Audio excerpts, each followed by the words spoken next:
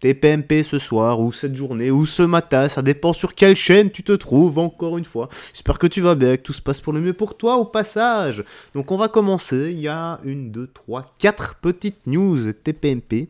Donc petit like et commentaire pour le soutien à la force et le référencement, seulement si tu désires m'aider.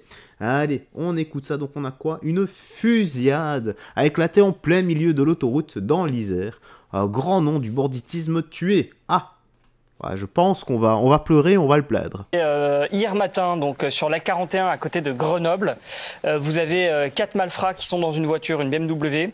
Non, la BMW, pardon, c'est la voiture de la victime. Ils arrivent dans une voiture, ils sortent des kalachnikovs et ils tirent sur un conducteur qui était tout seul dans sa voiture, qui a été blessé au coude, qui a voulu prendre la fuite, qui est descendu de sa voiture sur l'autoroute, qui est parti en courant. Et à ce moment-là, les 4 malfrats ont fait demi-tour avec leur voiture, ont pris l'autoroute à contresens et l'ont percuté et l'ont d'ailleurs tué. Et la victime n'est effectivement pas n'importe qui, c'est une grande figure du banditisme grenoblois, un certain Jean-Pierre Maldera, qui était une sorte de parrain local et qui avait particulièrement sévi dans les années 80.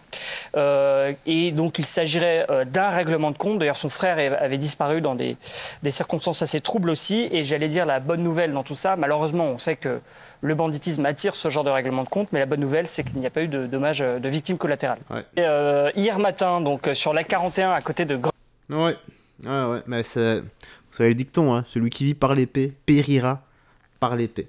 Voilà, c'est comme ça. Comme il l'a dit, heureusement, cette fois-ci, ils sont venus, ils ont fait ça net. Bon, je ne conçois pas ce genre de choses. Hein. Mais la bonne nouvelle, comme il a dit dans l'histoire, pas de dommages collatéraux. Il n'y a pas eu de blessés, il n'y a pas eu des pères, des mères de famille ou des enfants qui se sont pris des balles perdues. Voilà. Mais je ne conçois pas ce genre de choses. Allez, on a quoi ici? Donc, il se fait passer pour son jumeau en garde à vue, au tribunal et en prison.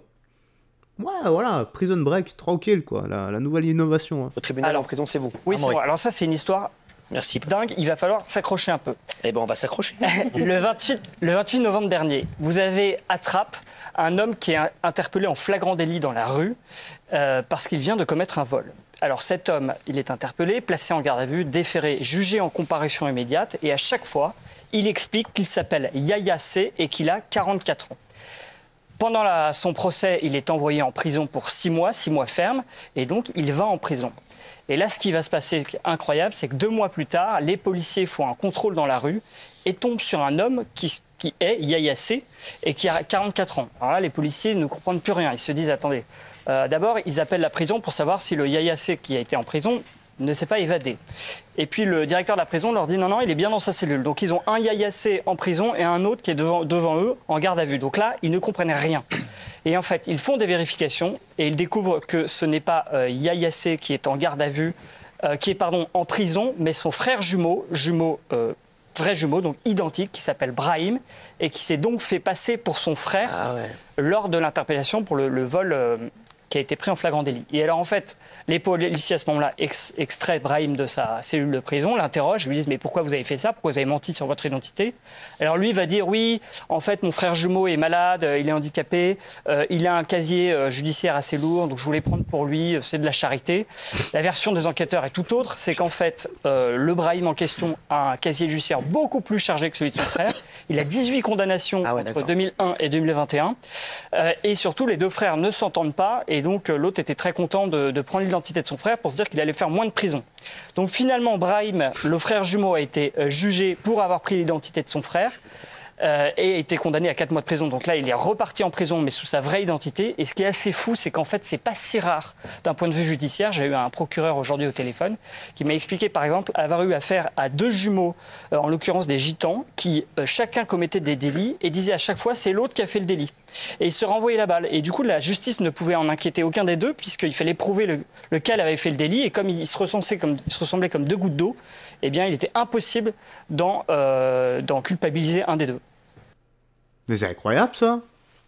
Mais c'est un truc de barge, ben non. Mais comment, ça? Bah, au pire, s'ils disent que c'est tous les deux... je sais pas, j'allais dire tu les tapes tous les deux en prison, mais... Le pauvre qui a rien fait, non. Je sais pas. C'est quand même dur de trancher. C'est quoi la solution? Détecteur de mensonges ou autre? Genre, ça rien. Voilà. Dis-moi, toi, dans l'espace commentaire, tu ferais quoi? Quelle serait la solution dans ce genre de cas? C'est vrai que là, ce serait intéressant. Alors, on a quoi? Ah, là, c'est moins drôle. Théâtre de la gaieté lyrique squatté, la détresse d'une restauratrice. Allez, écoutons ça. Je l'avais un peu vu passer dans mon fil d'actu, c'était genre 30 secondes. Contre-culturel affirme avoir tout perdu en 3 mois. Je n'ai plus de clients parce que les gens ne veulent pas venir quand ils voient zoner, quand ils les voient se battre, les gens ont peur. Donc je ne travaille plus, ça fait 3 mois qu'on a une perte de chiffre d'affaires de plus de 60%, on ne travaille plus.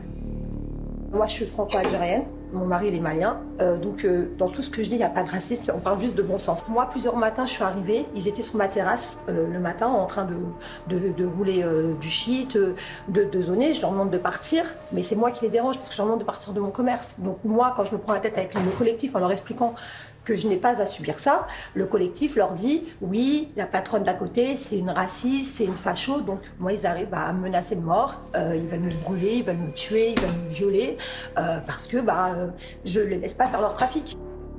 On a écrit au préfet qui ne me répond pas, on a écrit à la mairie qui ne me répond pas. Quand la police est venue, quand ils me menaçaient de mort, ils ont ordre de ne pas les contrôler pour ne pas les provoquer. Voilà, donc comme ils disent dans leur slogan, ils sont chez eux, ils partiront pas. Voilà. Et c'est moi qui suis en train de tout perdre, donc on va faire une liquidation judiciaire parce que on peut plus tenir à un moment donné. J'habite le quartier, j'ai des enfants. Moi, j'ai peur de sortir. La nuit, je dors pas, je suis stressée tout le temps. Je prends des antidépresseurs le soir parce que je suis à bout, parce que je peux plus en fait subir ça. Voilà. Je suis en train de tout perdre et on me regarde tout perdre. Et quand je dis au collectif, à une personne du collectif, moi quand je vais tout perdre avec mon mari et mes enfants, on va aller dormir où? Et qui me répond, mais votre mari il est noir, on fera une exception, vous viendrez dormir avec nous à la Gaîté parce qu'ils prennent, parce qu'ils prennent que les subsahariens, ils prennent pas les Arabes, ils ont refusé. Putain. C'est dingue. C'est catastrophique. Il y a une cagnotte qui a été ouverte sur GoFundMe pour aider cette dame. Les migrants devaient partir aujourd'hui, ils devaient être délogés à 6h du matin. La mairie s'y est opposée et ne fait absolument rien. Donc voilà, les migrants ne sont même pas hébergés dans des conditions dignes. Ils sont à même le sol, ils n'ont pas de toilettes, ils n'ont pas de douche. C'est catastrophique. Et c'est en plein cœur de Paris. Et cette femme, elle est dans une situation lamentable et elle a des enfants, elle a perdu tout son chiffre d'affaires. Vraiment, il faut l'aider. C'est catastrophique avec Amaury. Catastrophique pour tout le monde. Et 80% ne sont pas mineurs de ceux qui sont dans leur. Et bien sûr, on est allé devant. Il n'y a que des hommes de 30, 35 ans et très virulents par ailleurs. Enfin, virulents, c'est eux, à la limite, c'est les victimes. Ils sont instrumentalisés par des associations, par des associations qui sont encore plus virulentes, bien sûr. Exactement. Allez, on va Incroyable, pauvre dame, honnêtement, pauvre dame. Ça montre encore une fois le monde dans lequel on vit. Hein. Si j'ai même pas les mots. Franchement, ça fait tellement de peine, ce genre de choses. Et en plus, on la menace. On la menace de mort, de lui faire des dingueries. Voilà. Et l'État qui ne bouge pas, qui laisse ça, ce laxisme judiciaire, voilà. Ça montre encore une fois que la justice, c'est 2 poids, 2 mesures. Ça dépend juste de ta couleur de peau et de ta nationalité, parfois. Souvent, même. Souvent. Et on te sort à chaque fois la carte de politique de la victimisation. T'es raciste, etc. Donc on a le droit de tout dire et de tout faire pour toi. Voilà, donc t'es blacklisté, t'es catégorisé dans un tiroir. En gros, c'est du sophisme par association. Allez, on va finir là-dessus. Parce que c'est un peu plus léger, un peu plus light, un peu plus cool. Donc des étudiants gagnent au loto grâce à l'IA. Juste incroyable. Allez, on écoute ça, mais je te souhaite de faire exactement la même chose. Intelligence artificielle. C'est incroyable. Alors, ce sont des Italiens, figurez-vous, des étudiants de Lecce, au sud de l'Italie, des étudiants en mathématiques. Ils se disent, pourquoi on ne mettrait pas au point une méthode scientifique pour gagner au loto? Donc, ils créent un logiciel avec l'intelligence artificielle. Et leur algorithme arrive à déterminer quels sont les numéros les plus sortis au loto sur les 2 dernières années.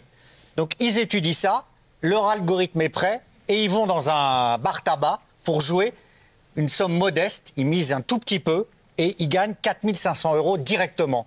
Ils se disent, si on retravaille l'algorithme, peut-être qu'on peut gagner le pactole.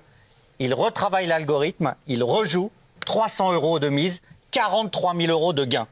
Je précise que c'est légal, parfaitement légal, et en 2021, il y a un Français qui avait remporté, lui, 30 millions d'euros, et qui avait dit, j'ai créé une méthode scientifique avec des formules statistiques pour toucher le jackpot. Il n'a jamais voulu dire comment il avait fait. Et donc maintenant, la Française des Jeux a mis, enfin, elle le met sur son site, mais maintenant ça prend une résonance particulière, les numéros de loto les plus tirés depuis juillet 2019. Je vous les donne, Cyril. C'est le 6 à 12%, puis le 28, 12% également, le 7, le 15 et le 31 à 11,5%. Voilà les numéros les plus tirés. Alors, je dis pas aux gens qu'il faut jouer ça, mais les Italiens, eux, ils ont réussi à faire ça. Voilà. Le 6, le 28, le 7. Avec vos mots pendant l'émission. J'aimerais bien noter, j'aimerais bien. Voilà. Tu sais ce qu'il te reste à faire. Si tu veux remettre ta destinée dans le hasard, ou si tu veux bâtir ton destin de tes propres mains. Soit le hasard et la chance, soit les formations, les études, la persévérance. T'as vu? Ça rime et tout. Je l'ai même sorti comme ma carte mon va-tout. Allez, prends bien soin de toi, des gens que tu aimes, et on se dit à la prochaine pour d'autres news et actus. Bye bye, fais très attention à toi, garde la foi et surtout que Jésus-Christ te bénisse. Ciao ciao.